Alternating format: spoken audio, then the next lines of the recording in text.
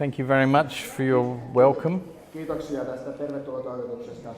We're very happy to be sharing today with Open Doors, the Bible Society and others. Olemme hyvin iloisia, että saamme olla täällä yhdessä Open Doorsin ja Bibliaseuran ja muiden kanssa. Because we work very closely with them in the region. Koska me työskentelemme heidän kanssaan hyvin tarkasti yhteistyössä.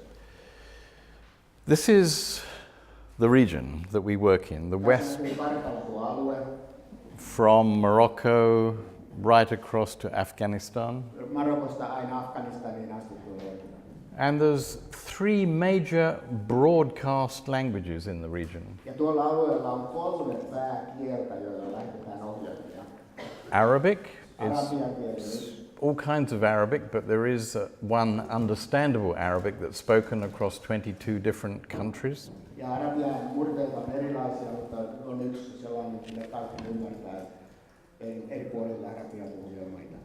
And there's over 360 million people today in this area speaking Arabic.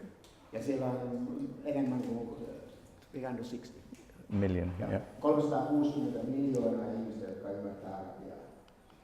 And then there's Farsi or Persian and dialects of Persian such as Dari.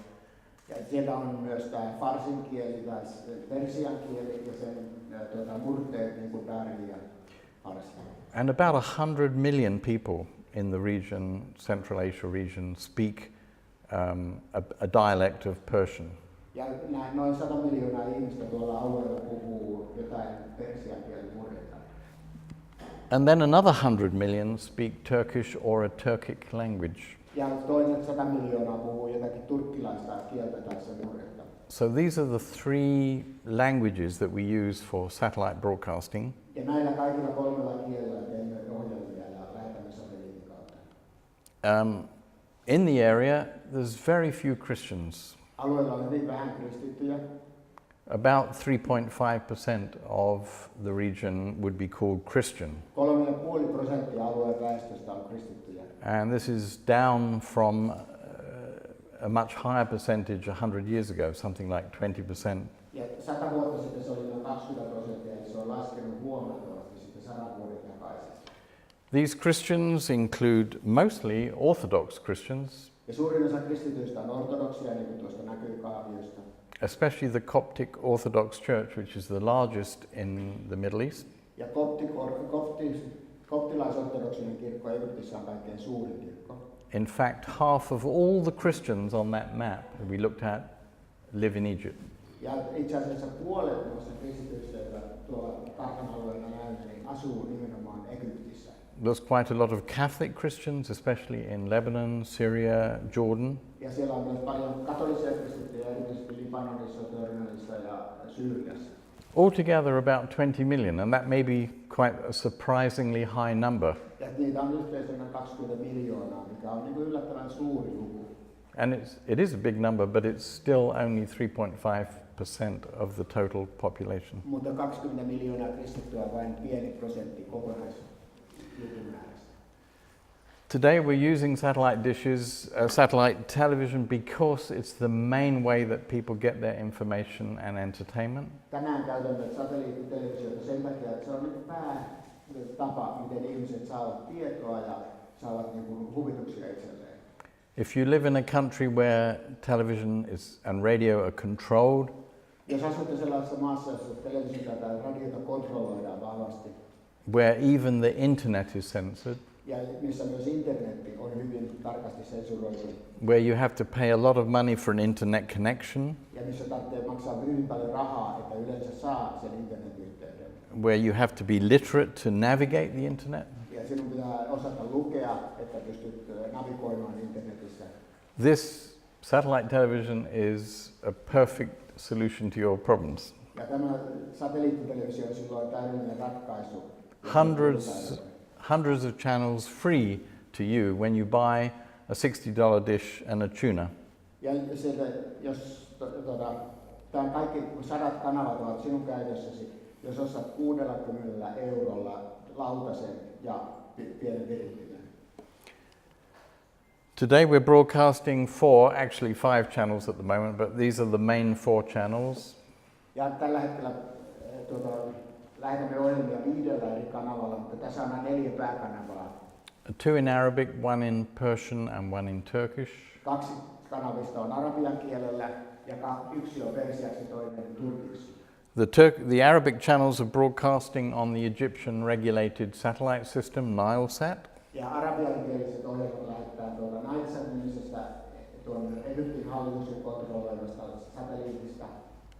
And the Persian service goes on 2 satellites, one that also covers Europe, so people across the road can watch it on their satellite dish today. Ja tuo persiankieliset ohjelmat lähetään 2 satelliitin kautta. Toinen satelliitti on tuolla sinisellä tuolla lähellä niin kuin, Iranin ympärillä, mutta toinen satelliitti näkyy myös täällä Suomessa, eli myös ihmiset täällä, jotka osaavat persiankieltä, voimme katsoa näitä ohjelmia. That sounded a bit longer than what I said. And then also on this satellite system, which is owned and operated by an Arab company. Ja tuo sininen lautana tuolla, niin sitä operoi yhtiö. It's a very focused footprint. Ja siinä on hyvin niin kuin pieni tuo jälki, missä se näkyy. So you only need a very small dish to pick up the signal. Ja tässä lautasessa sen takia tarvitaan tosi pieni se satelliittilautanen, niin kuin näin pieni vain, millä voi katsoa näitä ohjelmia. And in a country like Iran where dishes are illegal, a small dish is very good. Ja sellaisissa maissa niin kuin Iran, jossa satelliittilautaset ovat kiellettyjä, niin silloin se pieni lautanen on kätevä, koska se on kielletty. It was a real miracle to get onto this satellite system. Ja oli tosi suuri ihme, että SAT-7 sai kanavan tuonne Ahtaalla-nimiseen satelliittiin. The people in the Arab Emirates, they refused all Christian television services to go on this satellite system. Arabiemiriitit, jotka valvoo tätä, niin ne kieltäytyy kaikkien muiden kristillisten järjestöjen pyynnöistä saada kristillisiä ohjelmia tuonne kanavalle. And then suddenly this opportunity opened up. Mutta yhtäkkiä SAT-7 sai mahdollisuuden saada persiankielisen kanavan tänne. And we also broadcast as the only Christian channel on the Turkish government-regulated Turksat satellite system. Ja turkinkielinen ohjelma tulee Turkin hallituksen hallinnoimasta satelliitista Turksat, joka on ainut kristillinen kanava siinä koko satelliitissa. And we've been there for 3 years now. Ja olen ollut siellä 3 vuotta tällä kanavalla. With all the political changes and troubles in Turkey, we are still there. Ja kaikkien näiden poliittisten levottomuuksien ja muiden jälkeen me olemme yhä edelleen siellä. I wish I had time to tell you about that. It was such a miracle to get permission and this broadcast license. Voisin kertoa teille paljon tarinoita siitä, miten se on suuri ihme, että me saimme luvan lähettää tuolla SAT-7 Turkissa. Tai siis SAT-7 Turksatissa. Again, satellite television is important because it is the only source for most people of uncensored information and entertainment. Ja satelliitti on sen takia tosi tärkeää, että se on ainut sensuroimaton tiedonlähde tuolla alueella. We've done some surveys, Olemme tehneet katselijatutkimuksia, or rather we've paid a marketing company like Gallup to do surveys for us. Emme ole maksaneet Gallupille tai muille kaupallisille organisaatioille, että ne tekevät tutkimuksia meille. And these show that over 21 million people are viewers, actual viewers of SAT-7's Arabic channels only. Ja tämä viimeinen tulos oli, että noin 21,5 miljoonaa ihmistä katselee SAT-7 arabiankielisiä kanavia. This month we're doing the first audience survey through a marketing company in Turkey to find out the viewership. Ja tässä kuussa teemme ensimmäisen tutkimuksen siitä, että kuinka hyvin Turkissa katsellaan tätä SAT-7 Turk-ohjelmaa. We've done some surveys in Iran, but they don't really work very well. Me olemme tehneet muutamia katselijatutkimuksia tuolla Iranissa, mutta ne eivät oikein toimi hyvin siellä. The marketing company is phoning households and saying, "Do you have satellite television?" And the person doesn't know what to say because it's illegal to have a dish. Ja se tutkimus nimittäin tapahtuu sillä lailla, että se kaupallinen yhtiö soittaa kotiin, ottaa jotenkin numeroita, soittaa kotiin ja kysyy ihmiseltä, että hei, minä olen Gallupista, että onko teillä satelliittilautanen? Ja se ihminen, joka vastaa, niin miettii, että hetkinen, kuka soittaa, satelliittilaiset on kielletty, jos mä sanon, että on, niin tulee vaikeuksia. And then he's asking, do you watch a Christian channel, SAT-7 Pars? Ja seuraavaksi kysyy, että katsotko kristillistä kanavaa SAT-7 Pars? So the man who says yes to both questions, he's a little crazy. Ja se ihminen, joka vastaa kyllä näihin molempiin kysymyksiin, on vähän niin kuin hullut, koska uskaltaa vastata näin. But we've seen a massive increase in the viewership, or the responses, I should say. Mutta olemme nähneet valtavan niin kasvun näissä, miten meidän ohjelmiin tulee lisää palautetta. So we're very encouraged. Olemme hyvin rohkaistuneita tästä. Last year we had 235,000 interactions or cases responding to viewers contacting us. Ja meillä viime vuonna 2017 235 000 niin kuin yhteyttä eri kuuntelijoihin. I mean, a case is when someone contacts you and then you reply and then they reply and then you reply. Maybe it's 2 or 3 or a few exchanges. Ja yksi niin kuin tapaus, missä tässä on, niin kuin lasketaan, niin se tarkoittaa, että se on ollut monta niin kuin peräkkäistä, mutta se on yhden henkilön kanssa niin kuin 1 tai 2 tai monta sähköpostia tai jotain viestiä vaihdetaan. And this is 40% more than the previous year. Ja se on 40% enemmän kuin edellisenä vuonna. So the interest in the Christian faith is unbelievable. Se tarkoittaa, että ihmiset ovat kiinnostuneita niin kuin suuresti tässä kristinuskossa. We have 1.9 million people following us on Facebook. Ja Facebookissa 1,9 miljoonaa ihmistä seuraa SAT-7 Facebook-sivua. Last year they viewed 37 million videos through Facebook. Ja Facebookin kautta ne katsoivat 37 miljoonaa videota. And we had another 28 million videos viewed through YouTube channels. Ja YouTuben kautta katsottiin tämän lisäksi 28 miljoonaa kertaa näitä videoita. So social media is playing ever more important part in what we do. Se tarkoittaa, että sosiaalinen media on yhä enemmän tärkeämpi meille. But because of all the restrictions on social media, it's difficult to kind of really make a lot of progress. The censorship and so on. Koska sosiaalisessa mediassa internetin kautta on hyvin paljon niin kuin rajoituksia, niin sen takia on vaikea saada sitä lisääntymään kovin paljon. But of course this may be a very big part of what we do in the next 10 years. Mutta seuraavan 10 vuoden aikana tämä on varmasti niin kuin kasvava osuus meidän työssä. We have telephone counselling centres that people can call in these countries, and you'll see countries of North Africa, Algeria, Morocco, Tunisia. Ja noissa kartan kohdissa näette on puhelinkeskuksia, joissa ihmiset voivat soittaa ja antaa palautetta televisio-ohjelmista. Eli niitä on monessa maassa, näette Pohjois-Afrikassa ja eri maissa. We are amazed actually that the governments haven't turned off these telephone lines in Algeria, for example. Ja olemme vähän hämmästyneitä siitä, että esimerkiksi Algeriassa niin hallitus ei ole niin kuin sulkenut näitä puhelinkanavia. So it's just an amazing opportunity for us to talk with people, local Christians talking with local Christians, seekers. Ja sen takia on niin kuin hienoa, että nämä paikalliset kristityt voivat puhua paikallisille etsijöille puhelimen välityksellä. We have offices in different countries and SAT-7:lla on monia toimistoja eri maissa. Studios in Egypt and in Cyprus and Lebanon and Turkey. Meillä on studio tuolla Kyproksella, Egyptissä, Libanonissa ja Turkissa. We have not been able to produce programs in Iran. Me emme voi tehdä ohjelmia Iranissa.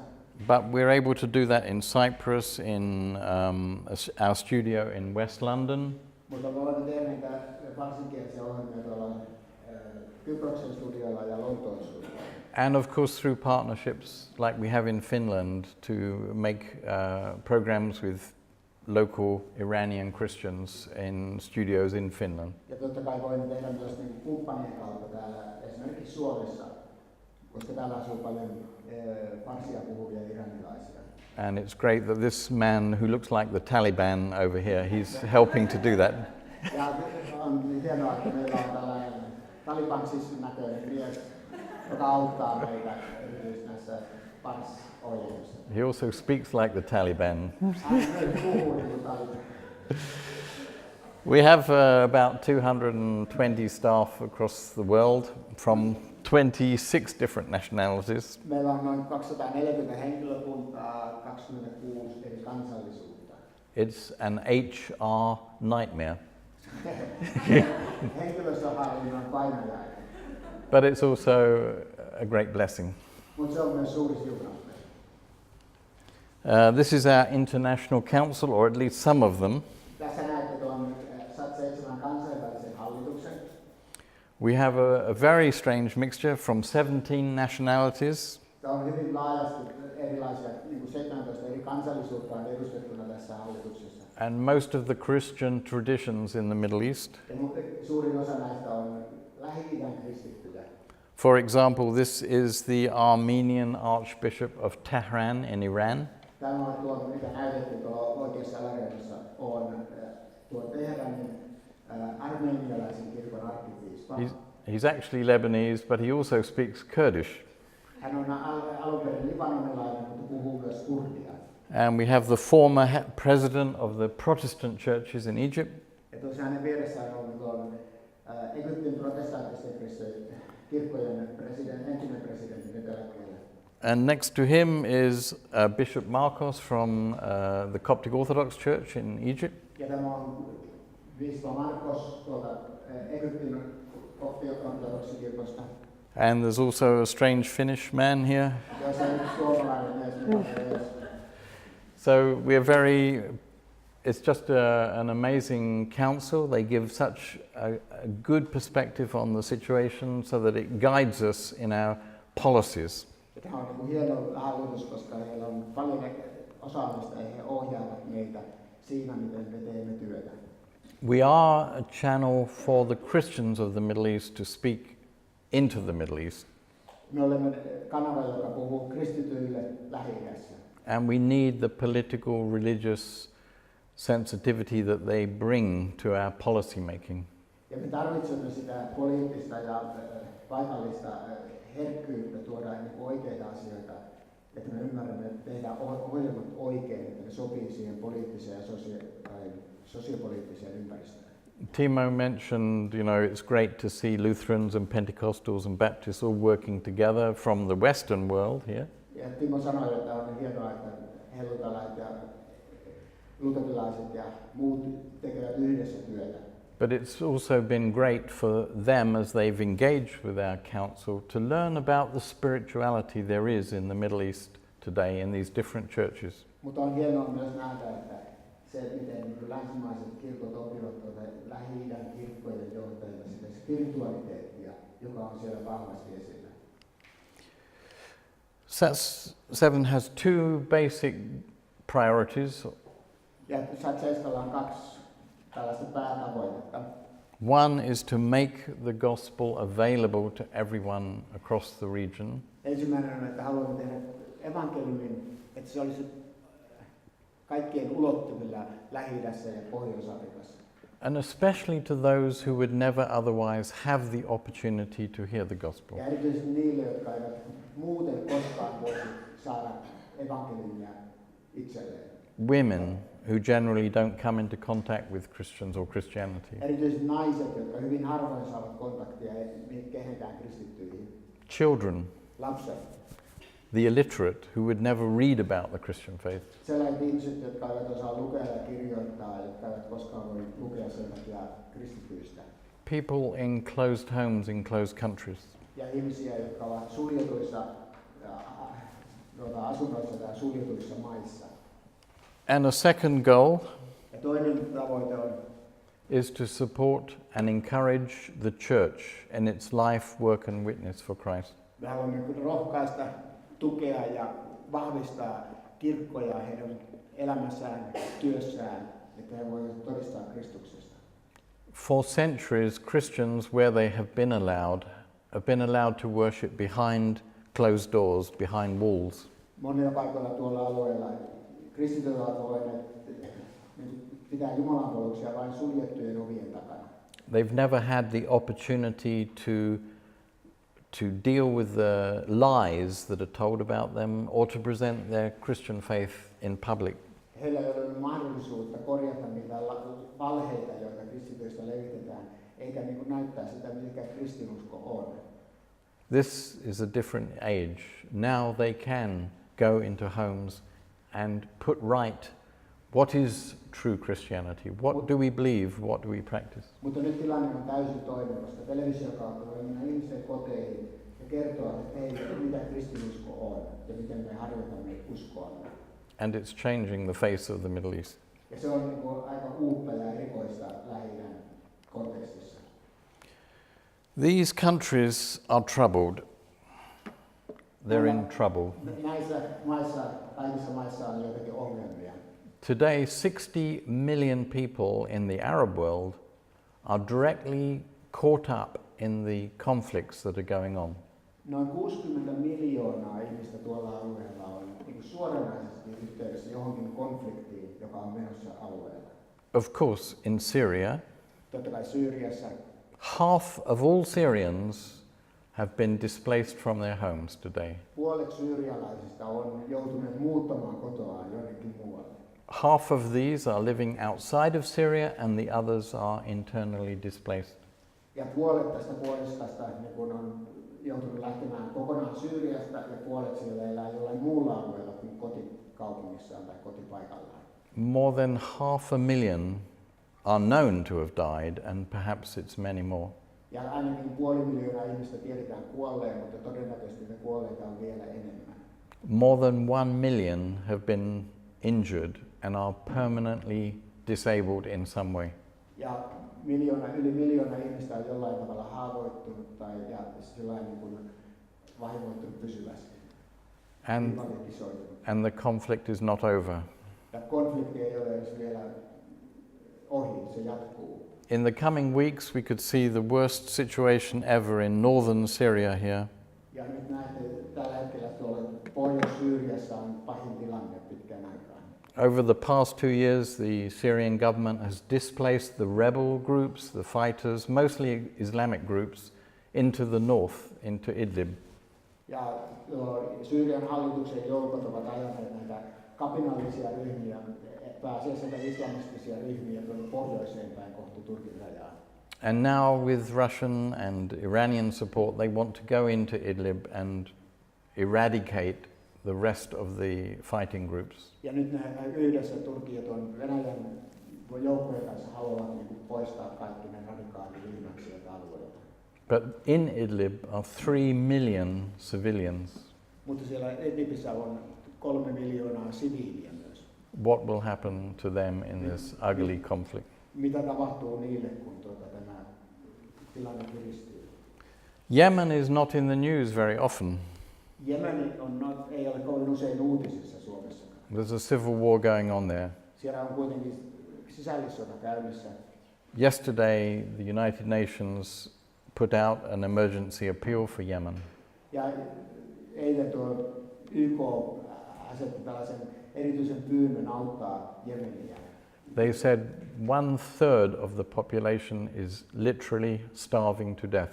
Ja se sanoi, että Jemenissä 1/3 koko väestöstä on niin kuin, vakavassa nälänhädässä.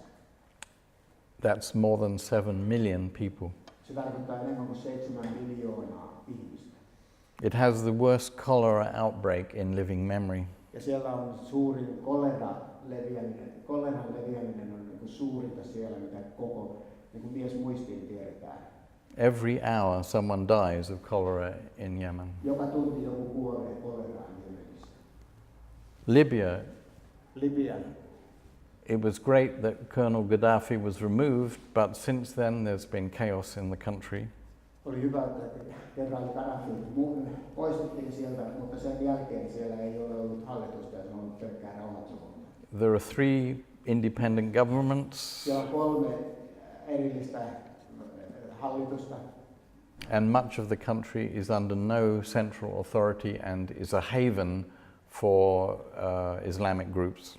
Ja siellä on paljon alueita, jotka ei ole varsinaista niin kuin hallituksen kontrollia. Ne on niin kuin tällaisia turvapaikkoja kaikille islamistisille ryhmille, jotka haluavat aiheuttaa kaaosta. And people smugglers. Ja ihmisten salakuljettajille. And then there's Iraq, Ja tuolla on Irakki, which has been through difficult times, of course. Difficult times with ISIS and the conflicts between Sunni and Shia Christian Muslims. Pitkään ongelmia. Siellä on ollut Isiksen kanssa ongelmia ja on sunnit vastaan shiat ja erilaisia ongelmia jo hyvin pitkään. ISIS really brought to a head a problem that was not so obvious, but it became very obvious when ISIS came to power in 2014. ISIS toi esille sen ongelman, mikä siellä oli jo olemassa, mutta ISIS nosti sen ongelman esille ja heidän toimintansa kautta se ongelma näkyi. And it's the problem that Muslims have in explaining why Muslims are killing other Muslims in the name of God. Ja heillä on suuri ongelma se, että miksi muslimit tappaa toisia muslimeja Jumalan nimessä. We can perhaps understand Sunni killing Shia and Shia killing Sunni Muslims. It's like Catholics and Protestants in the Western world. Ja jollain tavalla voimme jotenkin ymmärtää sen, että shiat niin taistelee tai tappaa sunnimuslimeja tai toisinpäin. Että se on vähän niin kuin meilläkin tapahtunut joskus katolisten ja protestanttien välillä länsimaissa. But Sunni killing other Sunnis because they're slightly different in their belief. Mutta sunni tappaa toisen sunnin pienen uskon eron takia, niin se on käsittämätöntä. As a result of this, many people have turned their back on religion. Ja sen seurauksena monet ihmiset ovat kääntäneet selkänsä uskonnolle. They become atheists. Heistä on tullut ateisteja. There are millions of people now saying, I am an atheist. Siellä on miljoonia ihmisiä, jotka sanovat olevansa ateisteja. That doesn't sound very shocking to you in the West, but in the Middle East, it's apostasy and it's punishable by death under Islamic law. Ja teille se ei näytä mitenkään järkyttävältä uutiselta, mutta Lähi-idässä, jos ihminen sanoo, että hän on ateisti, niin sitä voidaan rangaista kuolemalla. Se on niin kuin uskonnon jättämistä. In Turkey, young people are calling themselves deists. They believe in God, but they don't want to identify with Islam. Ja Turkissa monet nuoret ihmiset kutsuvat itseään deisteiksi. He uskovat Jumalaan, mutta eivät sano mihin Jumalaan. In Iran, the problem has been going on much longer. Ja Iranissa ongelma on jatkanut vielä pidempään. People have suffered under the oppression of the religious leaders in the country. He ovat kärsineet niin kuin uskonnollisten johtajien alaisen paineen alla. These religious leaders control the security, the judiciary, they control the markets. Nämä uskonnolliset johtajat kontrolloivat koko tuomioistuimia ja lain säätämistä ja kaikkia kaupallista toimintaa. And they've used their religious power to oppress people. Ja ne käyttävät sitä uskonnollista valtaa toisten hallitsemiseen ja alistamiseen. And as people have rejected the leadership, they've rejected the leadership's religion. Ja kun ihmiset kääntyvät sitä johtajia vastaan ja hylkäävät johtajat, niin ne hylkäävät samalla niiden johtajien uskonnon. The result across the area, and we could talk a lot about other countries too, the result is a loss of trust in leadership. Ja tämän kaiken seurauksena on se, että ihmiset eivät luota enää johtajiinsa. There's a loss of hope. Ja siellä ei ole toivoa. There's a searching for meaning. He etsivät tarkoitusta elämälleen. And consequently, many have found hope in Christ. Ja sen seurauksena hyvin monet ovat löytäneet toivonsa Kristuksessa. We've never really had the huge audience we have today. Meillä ei koskaan ollut niin suurta yleisöä kuin tänä päivänä. And there's never really been the same frustration and searching for meaning that exists today. Ja koskaan ennen ei ollut sellaista Lähi-idässä semmoista turhautumista ja elämän tarkoituksien etsimistä kuin tällä hetkellä. Now I was asked to say, how does SAT-7 address peacemaking in the region? There are many dimensions to peace. Siellä rauhalla on aina monta eri piirrettä. but I'd like to focus on just 2 or 3. Mutta nyt otan niistä muutaman. Peace is not an absence of war. Rauha ei ole välttämättä niin sodan vastakohta tai sitä, että ei ole sotaa. There's 2 main areas, I think. One is personal peace, Siellä on 2 aluetta. Yksi on henkilökohtainen rauha and then there's social peace. ja toinen on sosiaalinen rauha. Let's take the first one. Otetaan nyt tämä ensimmäinen yksilöllinen rauha. We had a very nice email from a Syrian man a few weeks back. Pari viikkoa sitten meille tuli syyrialaiselta mieheltä hieno kirje. He said, my son has been very distressed by looking at the news and hearing about the conflicts going on in our country, and he can't sleep, he wets his bed. Ja he kertovat, että heillä on poika, joka on katsonut uutisista, on masentunut niistä uutisista, jotka hän katsoo omasta maastaan televisiosta ja hän kastelee vuoteensa eikä pysty nukkumaan kunnolla. So I've been making an experiment. Ja sitten haluttiin tehdä tutkimusta. Deleting the television channels from my receiver. Tämä mies kertoi, että hän alkoi poistaa näitä televisiokanavia omasta satelliittitelevisiostaan. Until I find something that will give my child a peace. Ja poistin kaikki ja etsin semmoisia kanavia, jotka antaa minun lapselleni rauhaa.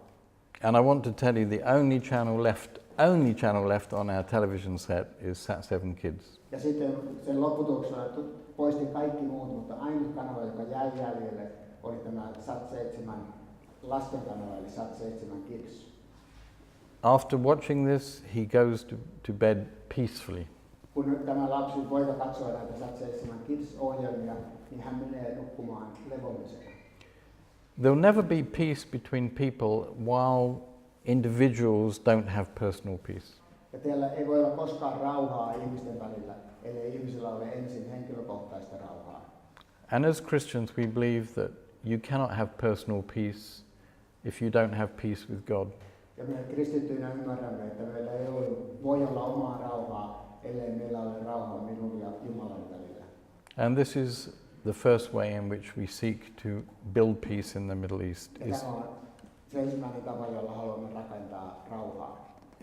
Is to give people the opportunity to make that peace with God. Niin, että ihmisillä olisi mahdollisuus tehdä rauhaa Jumalan kanssa. That is only possible through the good news of Jesus. Tämä on ainoastaan mahdollista sen Jeesuksen hyvän sanoman kautta. Then there's the social peace. Ja sitten on tämä sosiaalinen eli yhteiskunnallinen rauha. The Middle East is still a little bit tribal.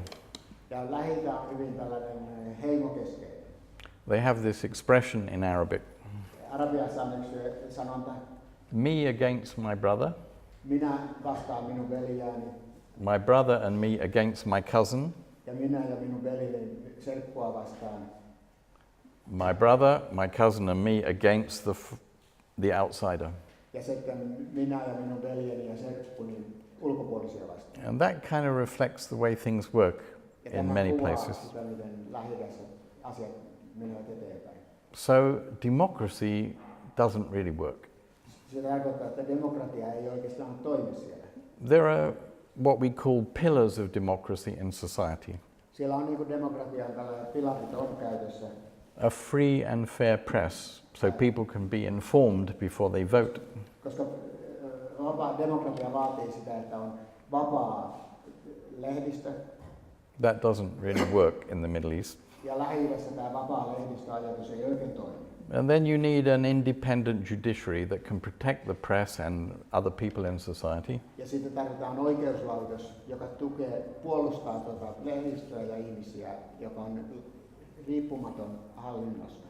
That doesn't really work in the Middle East. Ja tämäkään ei toimi Lähi-idässä. And then you need law and order to protect people, candidates, voters, society. Without that, you can't have free and fair Ja elections. sitten tarvitaan laki ja järjestys, että ihmiset voivat olla turvallisesti sitä, mitä ovat ja elää. That doesn't exist Ja se either. ei ole olemassa tuolla Lähi-idässä. But even if they all existed and you had free elections, what would happen? Ja vaikka nämä kaikki 3 ehtoa toteutuisivat ja siellä olisi vapaat vaalit, niin mitä tapahtuisi? What happened recently in Iraq? Mitä tapahtui Irakissa ihan hiljattain? They had elections and there's Kurds and Sunni Muslims and Shia Muslims and Yazidis and I mentioned Kurds, yeah. Ja siellä oli niin kuin äänestys, siellä oli jesidiä ja on shia ja sunnia ja kurdeja. The biggest group wins. Kaiken suurin ryhmä voittaa. The Shia. Shia-ryhmä oli suuri. Because there's more of them. Koska niitä on enemmän. Because people are not voting on issues. Koska ihmiset eivät äänestä niin kuin asioiden mukaan. And when the big group wins, it thinks it can exercise control on the little groups. Ja silloin siinä yhteiskunnassa, kun suurin ryhmä voittaa, niin se ajattelee, että he voivat niin kuin käyttää valtaansa muiden alistamiseen. No, the one thing that we must have in society, if we're going to have peace in society, ja yksi asia, mikä meidän pitää saada aikaan yhteiskunnassa, niin meillä voi olla rauha on, is a respect for other people who are different to me. Meidän täytyy opetella kunnioittamaan ihmisiä, jotka ovat erilaisia kuin minä.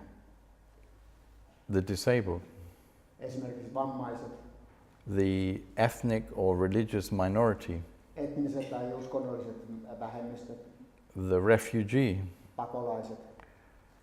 If we don't have that, we will always treat them as second-class citizens and there will be tensions and a lack of real peace in society. Jos me emme pysty kunnioittamaan näitä ryhmiä, niin silloin aina se ei ole tuo rauhaa niin kauan kuin nämä ryhmät ovat. Niitä ei kunnioiteta meidän yhteiskunnassa. So this is another thing that we seek to positively address through our programming in SAT-7. Ja tämä on yksi asia, mitä SAT-7 pyrkii niin kuin positiivisesti näyttämään ohjelmissaan.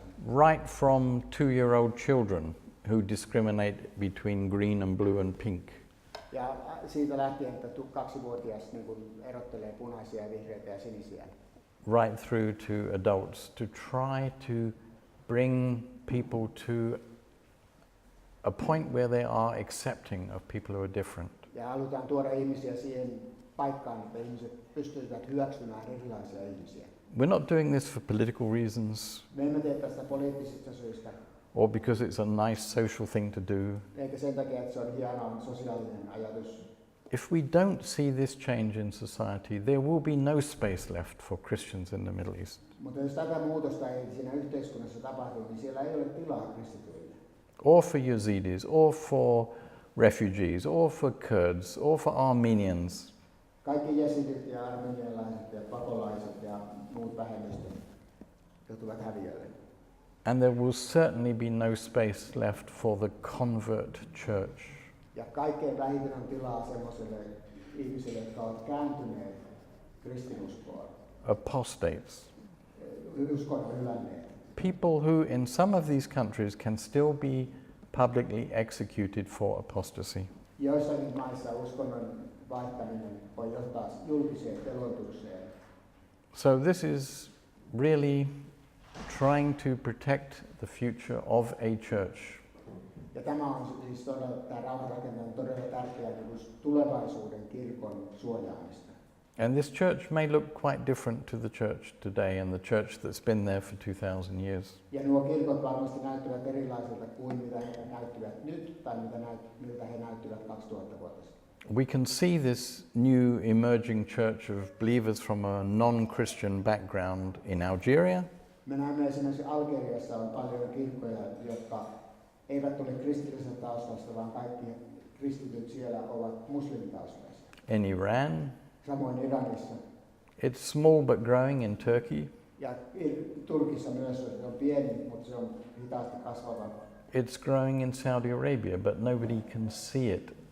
Saudi-Arabiassakin se kasvaa, mutta kukaan ei voi sitä nähdä. But this church is growing. Mutta tämä kirkko kasvaa. And we're going to see amazing changes in the years to come. Ja näemme siellä valtavia muutoksia vuosien mittaan. So this is how we're working to bring peace. Ja näin me teemme työtä siihen, että to bring personal peace. Niin, että voimme rakentaa sitä henkilökohtaista rauhaa. And trying to sow a more inclusive society, to build a more inclusive society. Ja haluamme rakentaa sellaista enemmän hyväksyvää ja suvaitsevasta yhteiskuntaa, joka ottaa sisäänsä myös vähemmistön. So if we if SAT-7, the idea of satellite broadcasting was important 22 years ago when we started with 2 hours a week, silloin kun vuonna 1996 SAT-7 aloitti ja oli vain 2 tuntia ohjelmaa viikossa, niin silloin se oli tosi tärkeä juttu. when people were not interested in the Christian faith. He eivät olleet niin kauhean kiinnostuneita kristinuskosta tuolla alueella silloin. It's 100, perhaps 1,000 times more important today. Ja tänään se on ainakin 100 kertaa, eli 1000 kertaa tärkeämpi kuin oli silloin 20 vuotta sitten. When the audience is much larger Nyt yleisö on paljon suurempi.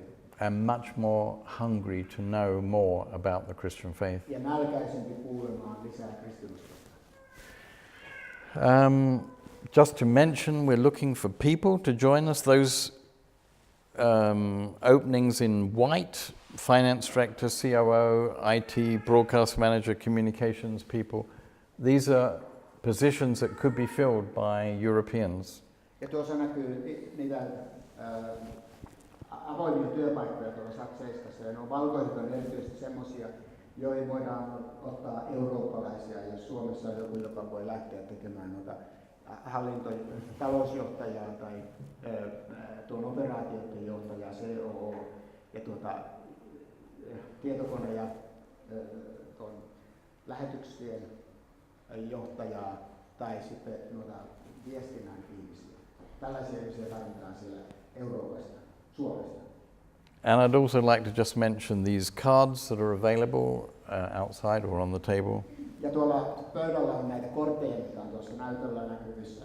It explains how, if you know a Turk or Afghan or an Iranian or an Arab near you, you can give them this so that they can watch SAT-7 programming, either through the internet or through satellite television. Jos tunnette jonkun iranilaisen, turkkilaisen, afganistanilaisen teidän naapurissa, niin voitte ottaa tuosta pöydältä tuommoisen kortin ja antaa sille naapurille.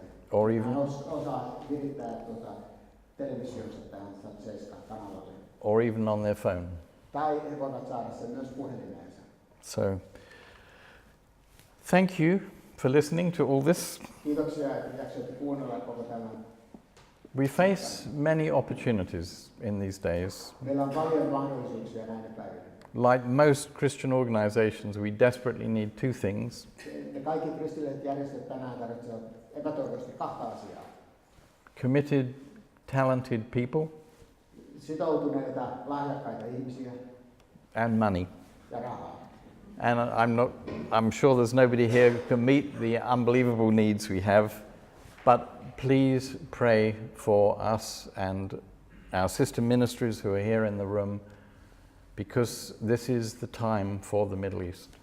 Ja me tiedämme, että meillä on suuret tarpeet ja te ette voi niitä tyydyttää kaikkea, mutta te olette mukana tässä ja voitte rukoilla meidän puolesta ja olkaa meidän kanssamme ja tehdään yhdessä työtä. 20 years ago, a friend of mine who's the head of the Bible Society in Egypt, Ramiz, 20 vuotta sitten hyvä ystäväni Bibliaseurakunnan johtaja Rames, he said to me, if somebody gave me $1 million today, I wouldn't know what to do with it. hän sanoi, että jos joku antaisi minulle $1 miljoonaa, niin en oikein tietäisi, mitä tekisin. Because there were so many restrictions and difficulties. Koska oli niin paljon rajoituksia ja vaikeuksia. That time has passed. This is a day of opportunities. Nyt on paljon ollut mahdollisuuksia. So if you have $1 million, I can tell you lots of places. Jos teillä sattuu olla 1 miljoona, niin mulla on paljon asioita, mitä minä voisin sillä tehdä. But do pray for us. Thank you. Me rukoiltaan meidän puolesta. Thank you so much. Kiitoksia.